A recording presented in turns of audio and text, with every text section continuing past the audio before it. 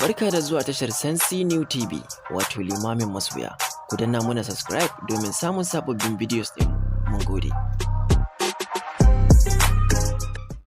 Aisha mutum ce mai alƙawari, ilimi, sanyin hali, haƙuri, amana da kuma tarbiyya.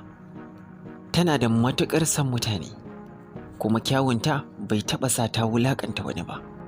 Ko mai ƙanƙantar ka ko girman ka ba za ka iya cewa Aisha ta yi maka rashin kunya ba.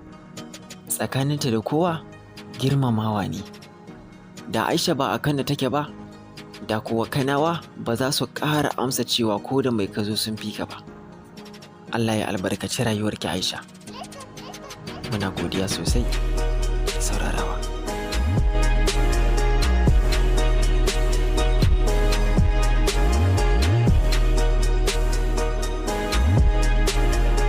Kalamai ba sa bayyanar da irin kyawunki Aisha. Duye da mai yabo ya kai ga yabaki, ba zai iya yaba ki baki ɗaya ba Aisha. Da kin kasance ke fure ce Aisha, da kuwa ba za ki taɓa yin nesa da hanci na ba. Rayuwata za ta dawwama ne kawai a shakar ƙamshinki. Aisha baiwar Allah, Aisha 'yar mamanta, kuma Aisha 'yar yayanta. Ina mugun bala'in masifar ka ta in san ki Aisha. Wannan wace Aishar ce kuma? Sitira ce. Sitira kamar ya? Sitira ga kuma wa?